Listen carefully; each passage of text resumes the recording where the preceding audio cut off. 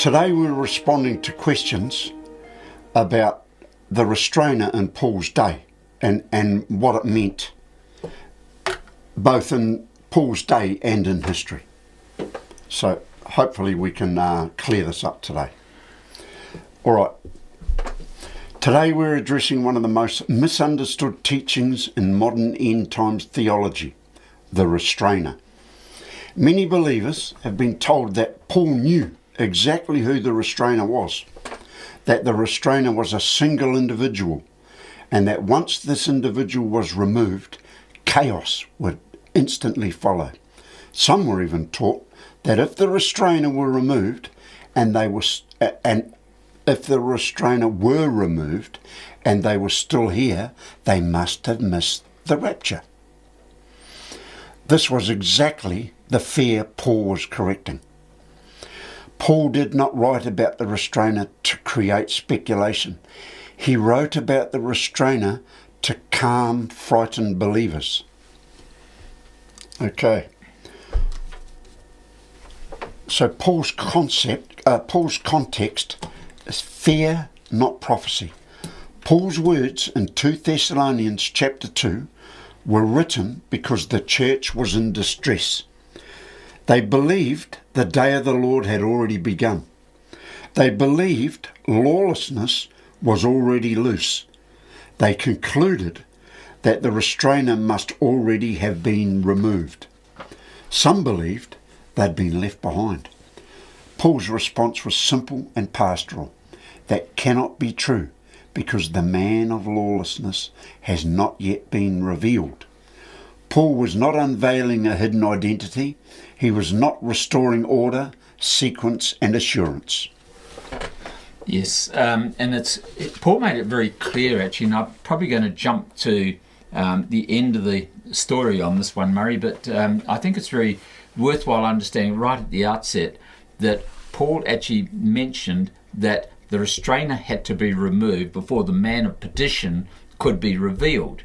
And we know that the man, that has to be in the end times, and the very simple reason for that is that at the very end, we know that it is Jesus' return, it's his light that destroys the Antichrist and brings it down. So, in other words, just following on from what you were saying, that actually flows through. So I just wanted to crunch that at the beginning, just so that you know the context, that clearly the man of perdition, the Antichrist, is the target of Jesus, and Jesus is going to destroy him with the brightness of the light. And so once that's happened, that's the end of the Antichrist. But look, now let's get back to the restrainer. There has been restraint all the way through. Even before Paul's time, there was restraint. And we'll deal with those two, Murray, as we go forward, I think. A critical error entered the church teaching when the restrainer was reduced to a single individual. Scripture never says that. Paul never names the restrainer because it is not singular.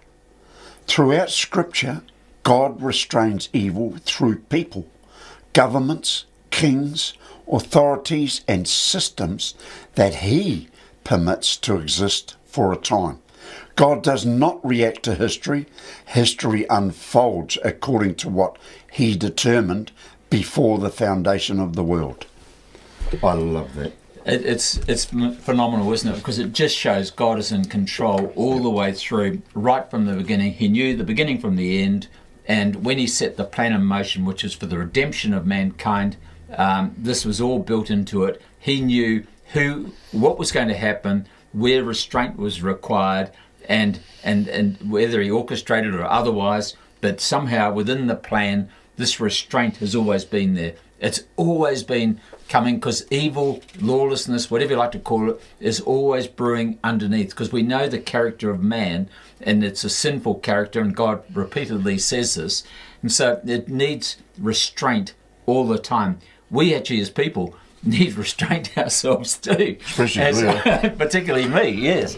So we all need a bit of that here and there. So I think it's important that self-restraint is actually part of it as well, that we've got to keep ourselves on the straight and narrow, and that does mean that we have to constantly behave ourselves.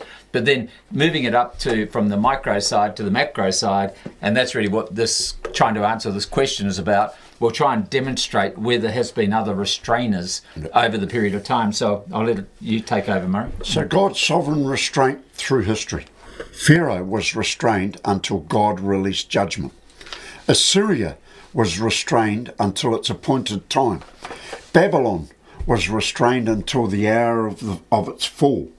Rome was restrained until it fractured. Evil does not break free, it is released. Judgment does not erupt, it is permitted. This is the consistent biblical pattern. Yes, we've obviously seen this, and I think most people can associate this. And this is where the prophets come into account. And I guess in some sense, this is where we've had the fortunate capability of being able to interpret Daniel's visions. So in other words, if we go right back to Isaiah, he predicted Cyrus. Cyrus was actually doing God's work for him, restraining evil by overthrowing Babylon. Prior to that, of course, we had the Israelites in Jerusalem. They were being evil, and God actually sent Nebuchadnezzar there to actually bring them out and put them in exile from Jerusalem into Babylon. So again, it was a restraint of the evil that was there. And we see this all the way through. Those are just a couple of examples, but the other people that have predicted this, because this is the other thing about God. God sets everything out there. Isaiah predicted Cyrus way before Cyrus was born. Jeremiah was given the prophecy that Jerusalem, or the Israelites, would be in exile for 70 years.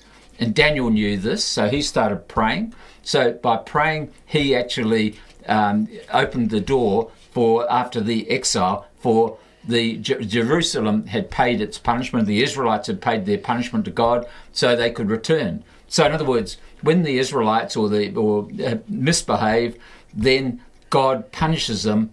So in other words, it's a restraint kind of factor. So we see this. So over to you, Murray. So the four horsemen, all restrained. The book of Revelation does not depict uncontrolled chaos. It reveals controlled release. Every horse rides only when commanded. Every rider operates within limits established by God. The white horse brings authority and conquest, but not destruction. Power is exercised under restraint. The red horse removes peace, but not all peace. War is unleashed, but not total annihilation. Its role is targeted judgment, including the dismantling of Mystery Babylon. Hallelujah. The black horse brings famine and economic pressure, yet the command is clear: do not harm the oil or the wine. Provision and preservation remain. The pale horse is given authority over a quarter of the earth, not all. Even death itself is restrained. Yeah. So we see this situation. It's so clear, and this is why it's very interesting to look at the current times, and we're dealing with the final generation. And we see that a lot of people either like Donald Trump or they don't. We see him in the role as a restrainer, restraining lawlessness at the present time. And the reason why we can pinpoint it where it is because we're aware that we're in a final generation. Unfortunately, the churches believe there's a final week coming along, and this final week is when all these things are going to fit into a 7-year period. It's probably one of the most ridiculous things that you could imagine, and it's a total deception. And we're going to deal with this in our next podcast. We're actually doing these podcasts. I might just mention, Murray, They're a little bit in addition to the final generation Unsealed, because we just needed to cover this whole question of restraint. And we also want to question also a couple of things that we want to get across to you in terms of the final generation, and just how much deception there is in this time that we're living in right now. We're in the final generation, and we can prove this, and we have proved this time and time again. We're not looking for a final week, because we know when the final week is, because it's the final week of a generation, which is actually 70 years. So it's actually not confusing. However, the churches and these pastors that are talking to you are actually deceiving you into believing there is a floating week. There is no floating week. Jesus never said there'd be a floating week. It's never in Daniel there's a floating week. This is man-made, and this is a deception, and this is what we're going to deal with, and we're going to deal with it in an episode we're going to call Many Will Come in My Name. And this is coming up very shortly. It'll come up next week. There'll be the following one, and we're going to address this. But just on that, and just getting back to this restraint thing, it's so important to understand that this restraint is going on now against lawlessness worldwide. And we know now that when Donald Trump, his restraint period finishes, which is in 2029, exactly on that day, and I mean, this is phenomenal, exactly on that day, we see the Antichrist confirming a covenant with many. I mean, the odds of it actually happening on the one day is just so unbelievable that you have to take notice. It has to be divine. There's no other way you can look at it. Mr. Murray, you can't think of another way of explaining that? I think that whatever role Trump comes out of, the Antichrist is going to jump into that role, and that's why they do it on both on the same day. Yep. And I think this is where the great delusion happens, Murray, because it's going to be Trump moving out, the Antichrist moving in, and the people are going to assume that it's a continuation of the same play. And this is where the delusion will come into play. Absolutely. Because people are going to say, this Antichrist is a good guy. Trump, his role is conquering and exposing. It's not destroying. But the Antichrist and this group, which we know is the bloodlines, are going to come in and destroy Mystery Babylon, and everybody's going to wonder at the beast. And this is the Antichrist, and the wondering is these people whose names are not in the book of life from the beginning of the world. And we know that because it's in Revelation. So in any way, that is the time when the restraint is removed. And at that point of time, there is nothing until we get to the two witnesses. And that happens after 42 months is when the two witnesses appear on the scene. But until that time, the world is in a state of absolute lawlessness. And that's going to be a tough time for everybody. So some of you have actually asked the question as to why or who and why did people need a restrainer in Paul's day, and why did that actually come up in the conversation? It's a pretty good question. The spirit of lawlessness has been around from basically the fall of man, and it's always been brewing underneath. It's a culture, and we know this through the bloodlines, for example, which have been thousands of years old. They are evil, they hate God, and they continue to fight and rebel against God. So there's always been this rebellion that's been there right from the outset, and God needs to restrain it, either using, as Murray just mentioned, either by man, coming along and restraining it, or doing fulfilling God's purpose. Could be governments doing it. It could even be a kind of angels coming to rescue too from time to time, which they have done. So you've got these things that develop, and it's only actually at this juncture, right up to the time of Paul, where it was suppressed, and it has to be suppressed because we know from Paul the time is not right. The Antichrist has been, God has determined a period of time when the Antichrist, who's the man of perdition, can actually come to the fore and actually become the one world government. And he's got to become this because we know He's the one that Jesus is going to come down and destroy. He can't be anybody else. So in other words, any other antichrist, which there have been many antichrists that are needing restraint, are more just a prerequisite of what is going to come in the future. They're not the antichrist, but it gives the world a sense of knowing who they are and what to expect. Yeah. But the real antichrist, his time is very different. He cannot be restrained. There's no restraint there. So he comes along and he's going to be unrestrained, and the only person that can finish him off is Jesus. And that's very biblical. Okay. Yep. Just while I'm on this, one of the other questions that's come up, and it's come up quite regularly, is how do we define when the sovereignty of the Israelites is actually takes over and over Jerusalem, and basically what you'll find is that under the decree that Cyrus gave, he gave the rights of basically the Israelites to use their law, the law of Moses, to actually rule the Jerusalem and Judea during that period.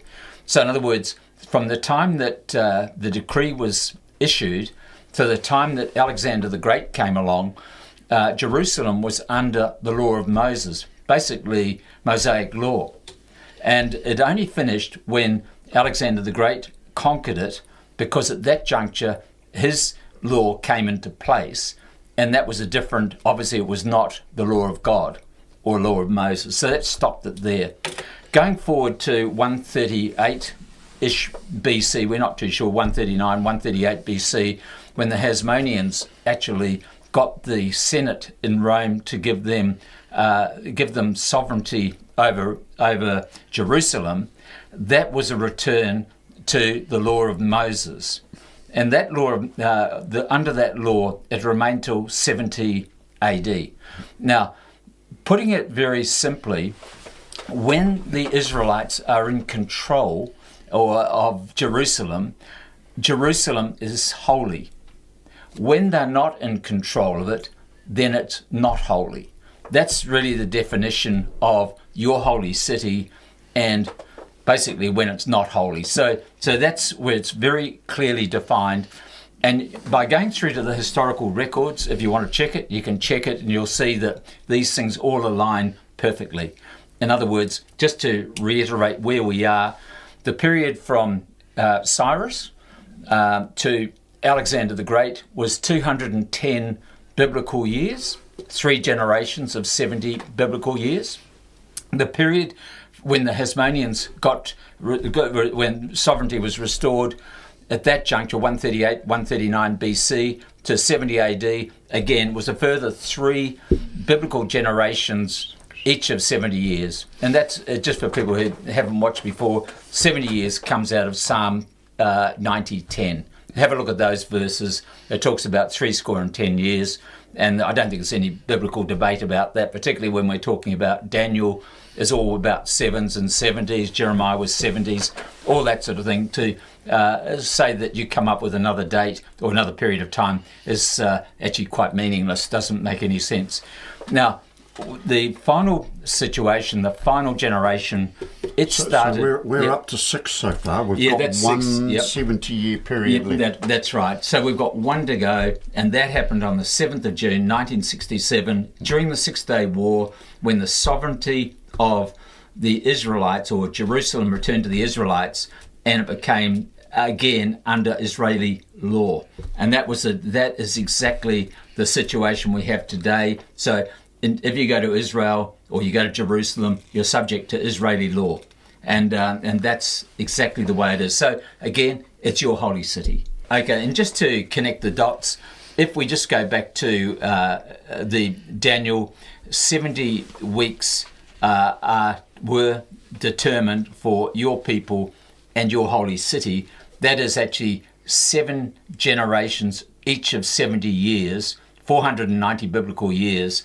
And at the end of 490 years, this is very important actually, not before, at the end of 490 years, what God determined for both your holy city and your people will be fulfilled.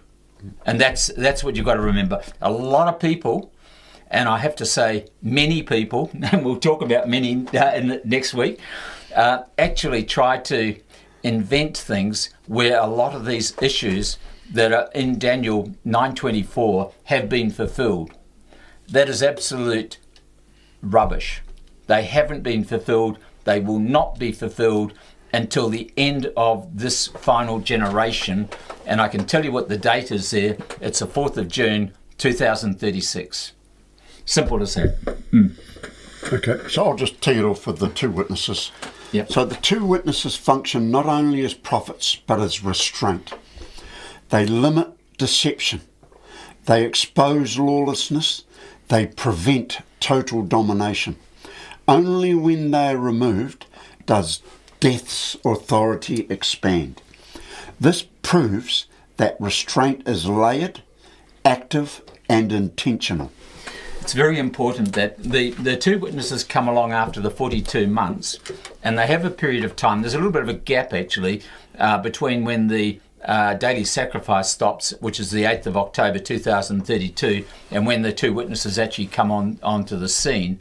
But effectively, they're there for 1,260 days, which takes it through to roughly the 20th of April 2036, when they're actually killed by the beast or the Antichrist.